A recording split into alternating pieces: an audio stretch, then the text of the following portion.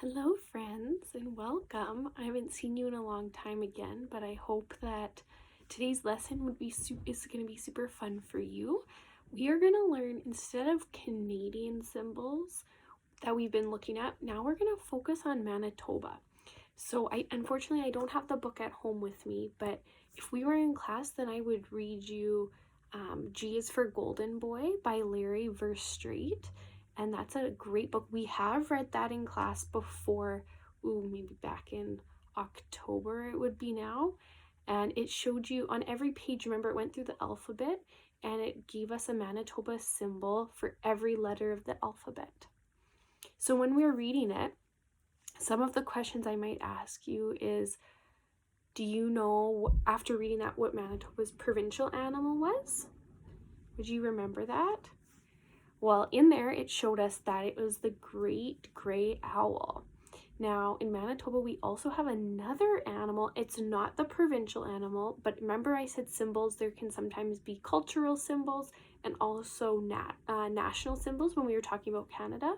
The same exact thing is true if it's Manitoba. There can be cultural symbols, but there can also be an official name of an animal.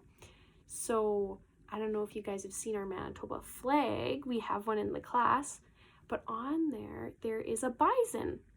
And remember when we went to the field trip, when we went to the Manitoba Museum, there were those giant bisons and we got to learn a lot about those. So same kind of thing, that's another animal. Do you remember what the Canadian national animal was? Can you think about it? We just learned about it in our very last video. Yeah, so that was the beaver, and we find the beaver on one of the coins, our nickel, right? So that's the 5 cents one. That was the beaver. Now, after reading that book, we also learned about the provincial flower. If you think really hard, do you remember what that might be? Yeah, it was the prairie crocus. So today we're going to learn all about the prairie crocus, which will be a lot of fun.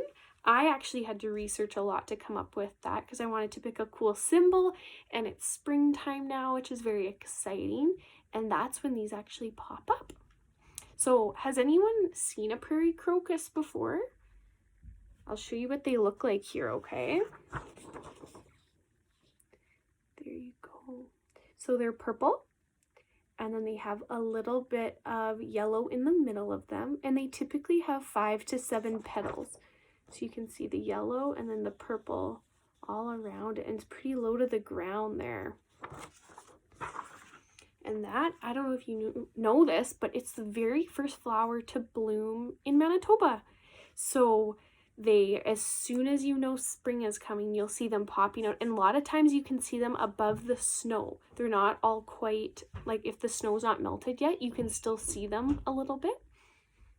And a fun fact, that this was named Manitoba's provincial flower in 1906 by a group of kids your age. Isn't that really cool? So maybe one day they'll say, hey, Miss Cardell and Miss Ling's class, can you help us name a provincial, I don't know, something else? So that's pretty cool that it was kids your age that came up with it. And does anybody know if it's 2020 right now, the year, and this was named the provincial flower in 1906. Do you know how many years ago that was? Can you think about it for a sec? If you said 114 years, you were right. You're right, that's a very long time ago, hey? Alrighty, and then back a long time ago, I want to say maybe November, we read a book called Wolf Island by Celia Godkin. Remember, it's a real story, and there's an island, and it was inhabited with deer. So there was deer everywhere, and it kind of grew to be a problem.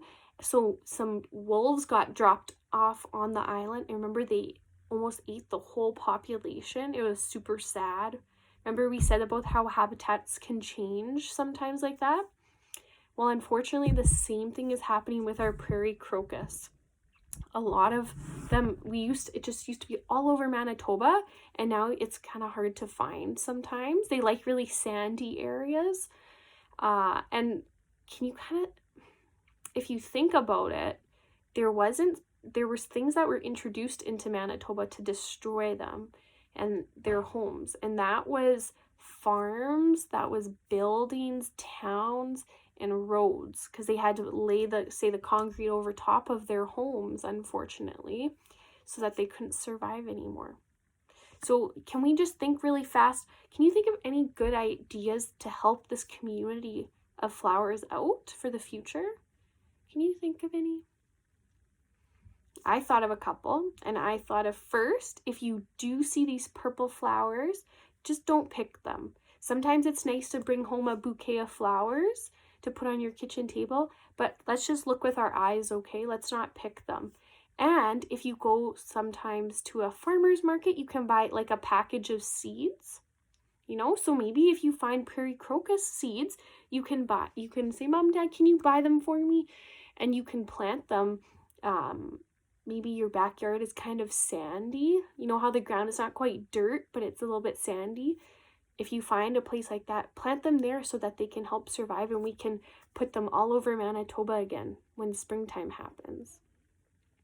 And another super duper cool fact that I found out is, just like us in room 3, these flowers, they form in communities, right? So that you'll never just find one of us around. Like, they don't say, oh, Miss Cardell's class, and there's only one of us, right?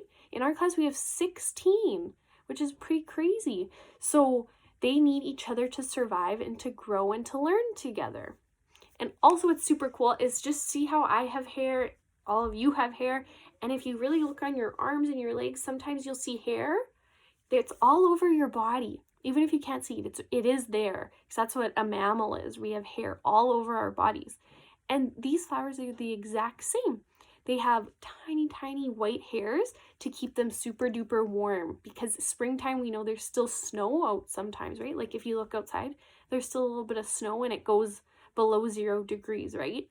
So to keep them warm, they have little hairs, which is really neat. So today we are going to actually make like a craft of a prairie crocus.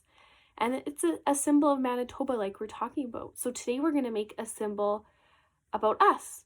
Last time we made emojis that were symbols of our emotions, but today it's going to be of our whole being. Some interesting facts about us and descriptors. Remember, those are adjectives. So this is, the prairie crocus describes the climate and the beauty. It's a symbol of that. So what we're going to do is, can you remember how many petals I said a prairie crocus has? It could have one or the other. Yeah, so there was 5 petals or there was 7 petals. So you can choose what you want. And what we're going to do in every petal that we have, we're going to write an adjective or something to describe us in them so that it's unique and it's going to be a symbol about you. Okay? So some of the adjectives we've already come up with when we made those acrostic poems back before we left for winter break. And remember, we had our names, so we had like Miss Ling, and then for the M, we picked a descriptive word that started with an M and then S, or whatever your name was, right? We picked all those cool words. So if you can remember some of those, use some of those in the petals. And if not, come up with some new ones. Maybe ask a sibling for help. Alrighty. And then also I thought what you could do is, if you were thinking of a Mother's Day craft, or if you want to give someone just a little thank you, you could also, after we do this, you could create one for them too, so that you can show them how much you mean to them and show them that it's a symbol that describes you. So this is how we make it. Are you ready? Alrighty. So first of all, you're going to need a toilet paper roll. I've also used a paper towel roll before. So if you want to use that, that's fine. For mine, I haven't done it with this one, but for the one that I made and I'm about to show you, I painted it purple. I combined blue, the colors blue and red together, and a little bit of white, just to make it a little bit of a lighter purple. But what we're going to do is we're going to take some scissors and we're going to kind of bend it a bit, and we're going to cut strips. So you can kind of see here. That one went flying. 2, 3, how many do I want? Maybe 5, 4, 5. Alrighty. So we have all these, let me grab them here, all these little pieces. So these are going to be our petals. So it's okay when you kind of put the roll down so that we want them squishy like that. And a crocus, it kind of looks like this. See that? So I remember I said I did some in purple. So then I glued it down on a piece of paper. You can use a full piece of paper. You could do a couple beside each other. You could do it this way. You could do it this way, whatever you want. The gluing it down is a bit tricky, so or taping it down. So you might have to ask someone for some help if you need to like hold it in place while they put down the glue. But that's what it looks like. Remember, 5 or 7 petals together. And then you can, a flower always has a stem, right? Or most of the time has a stem. So you can make that out of whatever you want. If you want to do, maybe paint one, like paint the rest of this green and then make, like cut them into strips and put them in a line. Or what I did is I painted a green stem on. You could use a marker, a pipe cleaner, grass outside. But remember, don't take too much because that's their habitat is outside, right? Whatever you want. And then in the petals, like I said, you're going to write a describing word about you. So some of the ones that I used was friendly. I used caring, patient. You can do maybe you're a friend or a sister. Maybe you're adventurous and you like to go explore outside. Whatever it is, remember, this is a symbol about you. So I want you to put 5 or 7 words that describe you in there. And then if you make it for someone else later on, then you would pick 5 descriptors for them, right? Now, when you're done, what I want you to do is I want you to take a picture of it and put it up on Flipgrid. I'll put a topic on there so that we can also, Miss Cardell and I can all see the amazing symbols that you've created and that we'll never forget the amazing people we have in our classroom. And not only are you amazing people, but remember, we're all a part of Manitoba and its community, and Manitoba's in Canada. So we're Canadians too, right? And so we want to make sure that you realize your significance in this country. And Miss Cardell and I will post ours as well on Flipgrid. So here's mine. I'll put it closer so you can kind of see here. I also put something yellow in the middle because if you remember from this picture I showed you, there's a yellow center. So you can put glue on there or paint on there, or maybe you find like a dandelion outside. So here's my describing words in there. Again, you can see, and I put my name on the bottom. So Miss Cardell will do the same thing, and we'll put them on Flipgrid for you to see. So you'll have so much fun doing that. I can't wait to see everybody's on Flipgrid. Maybe put it on by Friday for me, okay? So that we can see it. Okay, bye. See you guys soon, friends.